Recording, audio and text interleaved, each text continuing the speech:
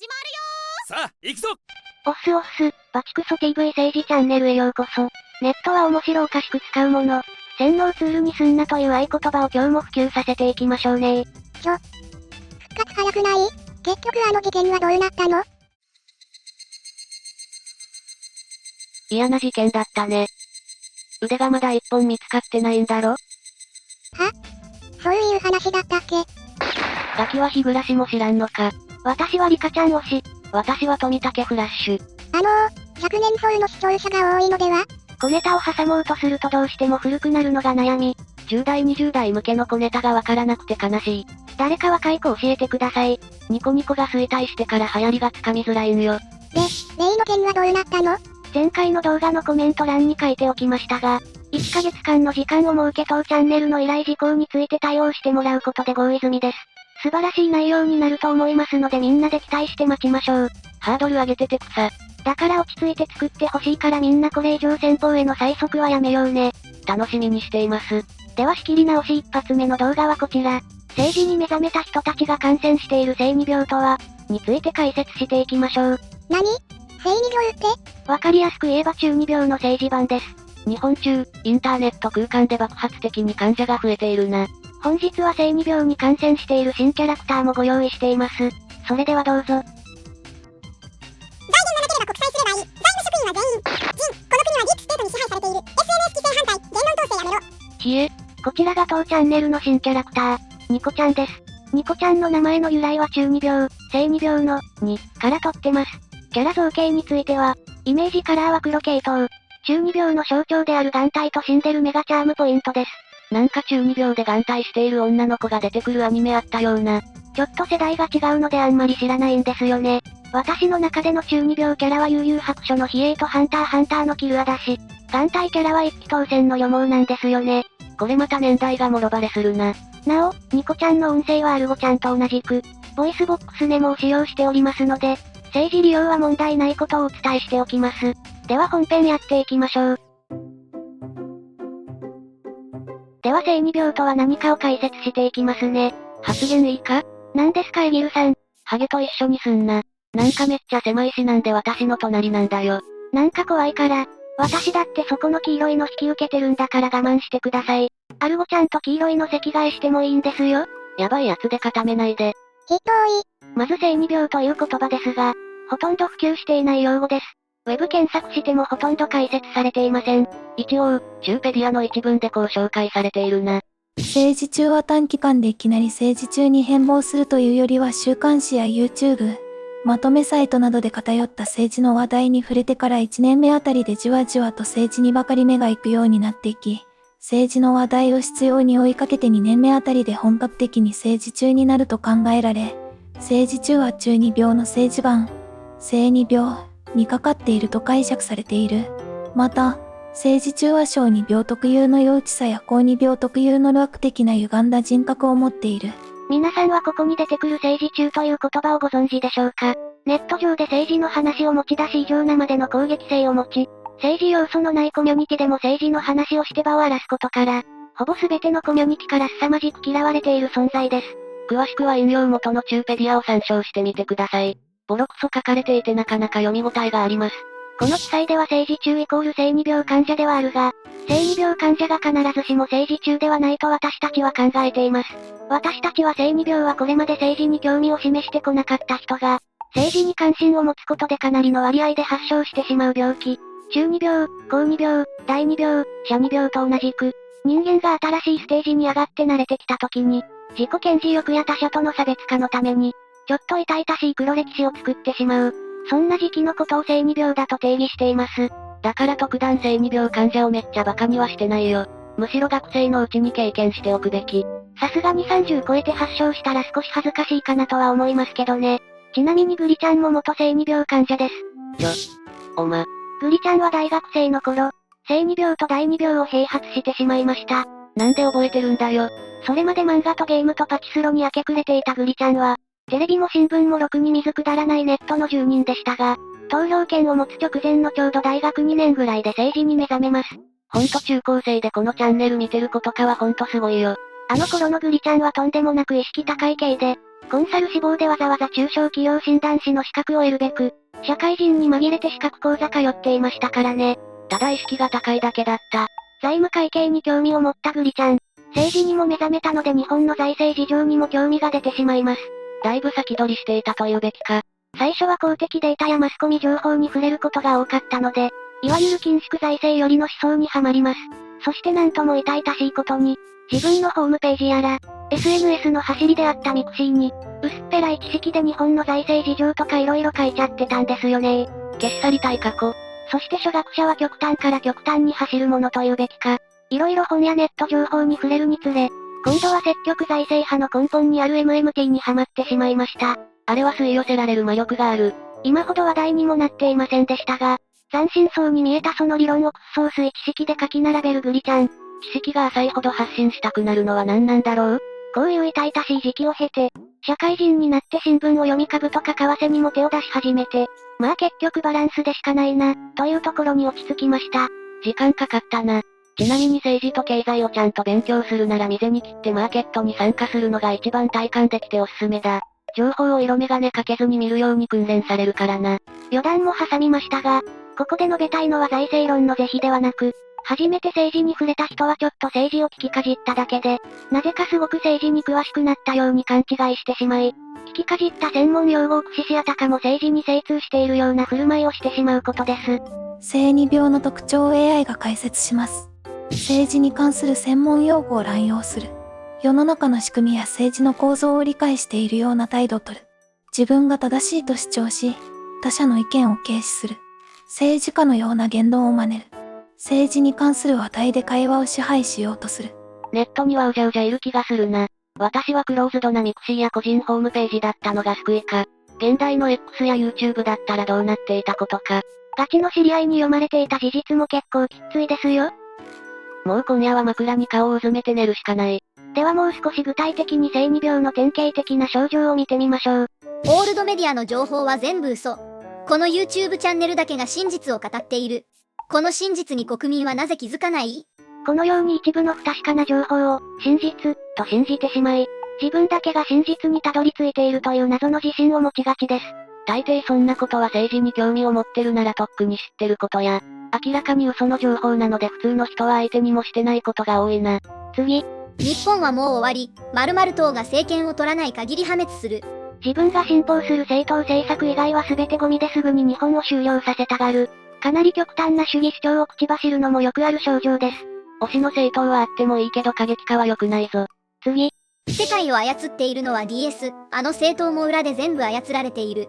陰謀論にはまってしまうのも性二病患者の典型的な症状ですね。陰謀論にはまっていいのは学生のうちまで。だが YouTube は陰謀論のバーゲンセールだから大人への影響も深刻。陰謀論は生産コストが低くて再生数はエグいから最強のコンテンツなんだよね。次。私は日本のため、日本国民のために怒っている。だからどんな過激な発言や時には違法行為も許される。性二病の人たちはとにかく感情的で自分の正義が正しいと疑いません。そのため、一般人が引いてしまうような誹謗中傷などの迷惑行為を、正義の鉄槌と言わんばかりにブンブン振り回すことが多いですね。自分の価値観を持つのはいいけど他人に押し付けるのは良くない。次。ああお前らまだオールドメディアに洗脳されてるんだ。もっと〇〇さんの動画見たり〇〇党の演説聞いた方がいいよ。いかに国民が騙されてるかわかるから。という感じで自分たちに異を唱える人たちは洗脳済み。洗脳を解くために自分の好きな専門家や政治家をやたら押してきます。推し活にやたら熱心なんよな。では性二病がどんなものか大体理解できたところで、発症、悪化するまでのプロセスを心理学的に考えてみましょう。まず最初は誰しもが無関心な状態からスタートします。政治に興味がなく、政治なんてどうだっていい。ニュースで流れようが一切関心を持たない。この時期を無関心期と呼びましょう。この時期は選択的無関心という。関心がない情報は無意識に無視するという脳の防衛メカニズムが働いてるっす。政治に関心も示さないなんて人間として終わってますね。まあ〇〇党支持者は害悪でしかないんで無関心のがマシか。うわぁ、次は政治接触期です。マスコミのニュースや YouTube の動画でも何でもいいですが、偶然、自分の金銭に触れる内容だったとします。その内容は多くの場合、不安を煽る内容が多いと思われます。皆さんはアンガーマネジメントを学んだことはあるだろうか。怒り、という感情はあくまで二次感情に過ぎず、怒りよりも前に不安や焦り、悲しみといった感情が先に来るらしいぞ。少し脱線しましたが、政治界隈で不安を煽られた人間は、自分の身の危険を感じ自衛本能が働き、真実を知りたくなったり騙されたくないという思いから、自分なりに政治を調べ始めます。まあ目覚めの第一歩というところですかね。そうだね。さあここからが大変です。触れる情報と個々の資質によって細分化されそうですが、初期覚醒期のフェーズに入ります。政治情報にたくさん触れ始めることで、今まで自分が知らなかったことがたくさんあったことに気づきます。ここで重要なのは、さっきも言ったがその情報はいい大人からすれば、知ってて当たり前レベルの情報か、薄っぺらい変更情報かで同然の情報だったりするな。まあ仕方のないところもありますがね。政治の全体像を正しく理解するのはとんでもない学習コストが要求されます。私たちも正しく政治情報を理解してるなどとても胸を張って言えません。とにかく重要なのは、自分がまだまだ政治に対して無知なのを自覚して、偏った情報摂取を控えつつ謙虚な姿勢を忘れないことだな。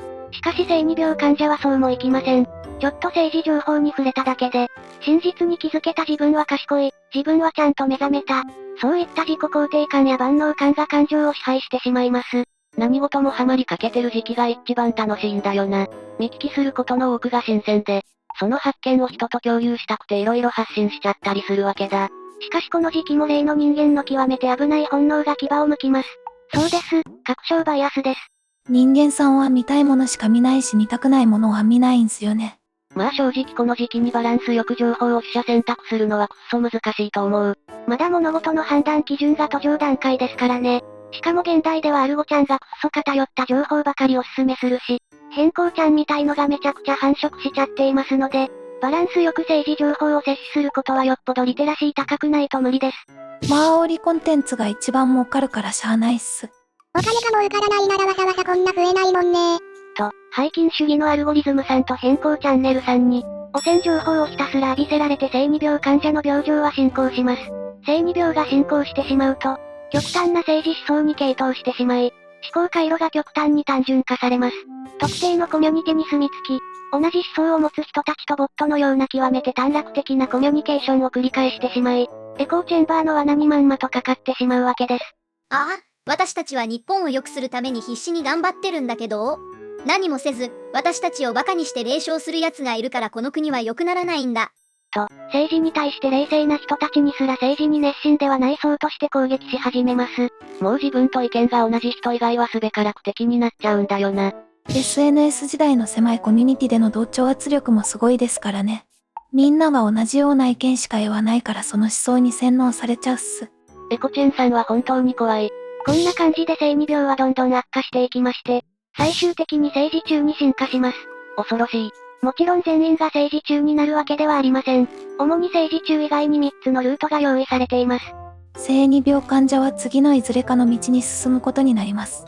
政治に対して冷静に見ることができ常識的な判断ができるようになり、自らの確たる信念や思想に基づき特定の政党を応援する政党支持者。この人たちは特定の支持政党を持ってはいますが、必要以上に特定政党や特定政治家を持ち上げることはせず、場合によってはその政党を是々非々で批判したりすることもある、至って真っ当な思考をする普通の支持者さんたちです。一番当てはまる人が多い人たち。なのかな？一番多くあってほしいけどな。残念ながら YouTube 界隈ではかなり貴重な部類になりそうですね。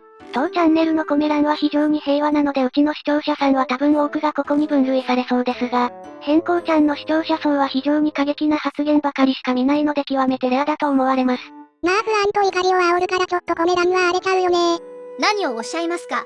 こんなチャンネルよりも、変更ちゃんさんの方がよっぽど日本のためになっていますよ。いつも隠された真実を報道してくれていて非常に勉強になります。ありがとう。この二人は混ぜるな危険だな。それ以外の進化先ですが、いわゆる無党派層に進化します。無党派層も大きく分けて2通りありまして、政治に飽きて興味もなくし無関心になる無党派層というケースと、政治に興味は持ちつつも特段支持政党を作らない無党派層に分けることができるっすね。ここでは政治に興味をなくした人たちは無関心層と呼びましょう。ちなみに私とグリコは政治に関心を持ちつつ支持政党を持たない無党派層だと自認しています。理由は支持するかは人や組織ではなく総合的な政策で判断したいこと。また推しを作ると思考がどうしてもバイアスが入るからだ。どこも特定政党のコミュニティが自政党の神格化と他政党への攻撃性が行き過ぎてて、正直そういうところに入り浸りたくもないというのもありますね。このように性2病患者は、政治中、普通の政党支持者、無関心層、無党派層に分岐していきます。なお、政治中も大きく二分されまして、特定政党を狂信的に支持するいわゆる、信者、タイプと、もはや政治をネタに誹謗中傷や迷惑行為をすることだけが目的となった。慣れ果て、タイプに分かれます。深海6層の呪いは、人間性の喪失もしくは死。まさに YouTube はアビスそのもの。深く潜ってしまうのは極めて危険だということですね。さて、次はなぜ人は性2病にかかるのか考察していきましょう。私たちは大きく3つの原因があると分析しています。1つ目。初学者特有の特権意識。自分が知ってはいけない、もしくはみんなが知らない真実に、たどり着いてしまったという特権意識、優越感があると思われます。何度も言うがそれは知ってて当たり前の情報か。もしくは誰も相手にもしないでまだな。2つ目。承認欲求。今まで政治に興味を持ってこなかったのに、政治に興味を持てた、偉い、誰か褒めて。そういう賢くなった自分を認められたい、アピールしたいという欲求が存在する。初学者ほど発信したがりなのはこのあたりにあると言えるだろう。3つ目。変更情報の過剰摂取。確証バイアスと SNS のアルゴリズムにより、非常に偏った政治情報を浴び続けることになります。まあ本や新聞でも十分性2病は発症してしまうんだが、SNS は変更すごいし煽りもすごいから感染爆発の主原因になるな。この3つが主な感染原因だと私たちは考えています。まあ性2病は一種の通過儀礼的な一面もありますから、適切な処置をすれば治療自体は容易な症状です。まあずっと続くわけではないかな。まずは自身が性2病でないかの検査から始めましょう。検査キットでもあんのか？簡易的な問診ですね。これから5個の質問をします。回答は3択です。得点を合計して症状の診断をします。面白そう。じゃあアルゴちゃんよろしく。うっす。じゃあ行くよ。早かったら一時停止よろしくっす。第1問。政治チャンネルや X のポストを見て、この人、マジで真実を言ってる、と思ったことがある。A、ない。B、あるけど飲みにはしない。C、めっちゃある。第2問。ニュースや新聞は A、見るし読む。B、SNS のニュースしか見ない。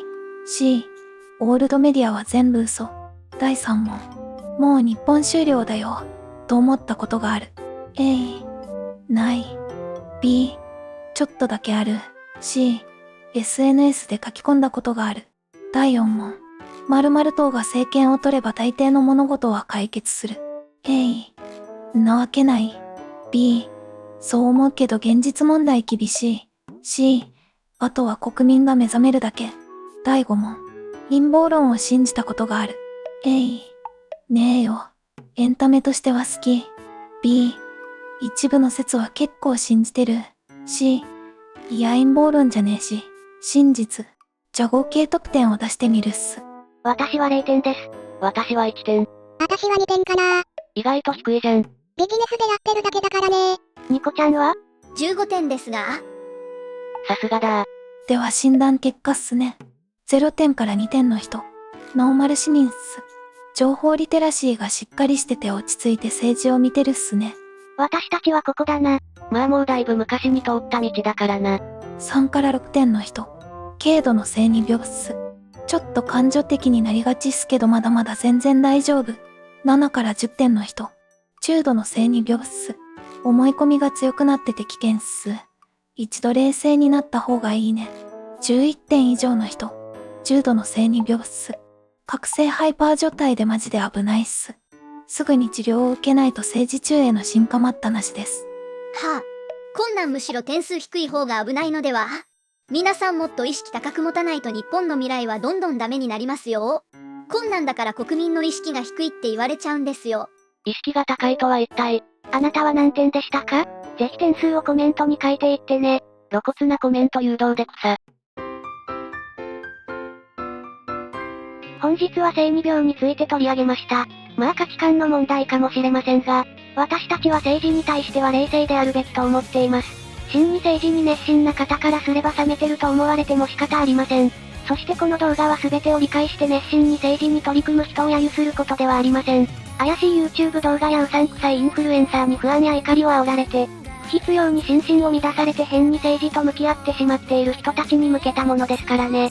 この前の一件で自分自身体験したが、不安や悲しみから来る怒りというパワーは凄まじいものがある。冷静さを大事にしている私たちですら怒りに感情を支配されてしまう。ただ長続きするもんじゃないしとてつもなく疲れるんですよね。瞬間の馬力を生み出すにはいいけど心身には良くありません。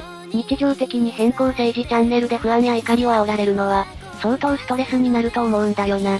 YouTube 含めインターネットは面白おかしく使ってほしいですね。いや十分楽しく使ってますよ。もっと日本国民にぜひ見てほしい動画があるんで紹介していいですか？やめてください。